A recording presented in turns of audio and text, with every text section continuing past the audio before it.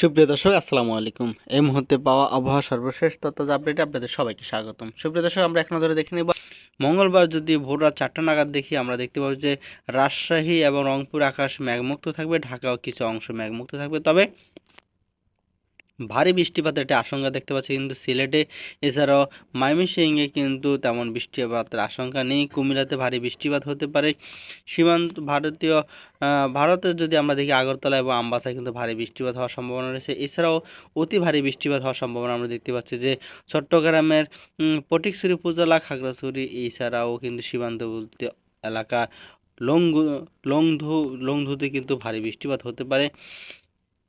আর চট্টগ্রামের কক্সবাজারে কিন্তু মহেশখালী এবং টেকনাফে কিন্তু দমকা হাওয়া বইতে পারে। এছাড়াও যদি আমরা বেলা 10টা নাগাদ দেখি, তাহলে দেখতে পাবো যে বাংলাদেশে দক্ষিণ বঙ্গোপসাগর থেকে কিন্তু জলীয় বাষ্প মেঘমালা হয়ে কিন্তু বাংলাদেশের দিকে আগত হচ্ছে। এই কারণে কিন্তু খুলনা, বরিশাল এবং কলপাড়া আকাশ কিন্তু মেঘাচ্ছন্ন থাকবে কালকে সকাল 10টা নাগাদ। এছাড়াও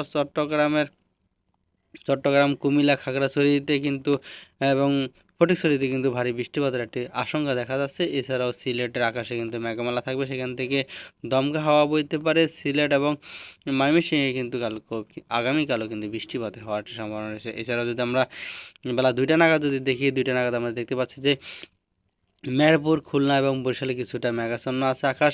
তো ভারী বৃষ্টিপাত হওয়ার কিন্তু সম্ভাবনা আছে লালমোহন, এছাড়াও মতিরহাট, সেনবাগ, ফরিদগঞ্জ এবং খাগড়াছড়ি উপজেলায় কিন্তু ভারী বৃষ্টিপাত হওয়ার একটি সম্ভাবনা আমরা দেখতে পাচ্ছি। এছাড়া যদি আমরা সন্ধ্যা 6টা নাগাদ দেখি, তাহলে দেখতে পাচ্ছি যে রংপুর আকাশ কিছুটা মেঘাচ্ছন্ন আছে, সেই সাথে কিন্তু এই অঞ্চলটাতে অর্থাৎ কালাই, ময়মনসিংহ, ঢাকা, কুমিল্লা, সিলেট হয়ে বরিশাল এবং বরিশাল হয়ে কিন্তু চট্টগ্রামের ফটিকছড়ি, খাগড়াছড়ি এবং কক্সবাজারের টেকনাফ এবং চকরিয়া, কুতুবদিয়া, মহেশখালী হয়ে কিন্তু আগামীকাল সন্ধ্যা 6টা নাগাদ কিন্তু ভারী বৃষ্টিপাতের একটি জোর সম্ভাবনা রয়েছে। সুপ্রিয় দর্শক, এই ছিল আগামী 24 থেকে 48 ঘন্টা আবহাওয়ার পূর্বাভাস।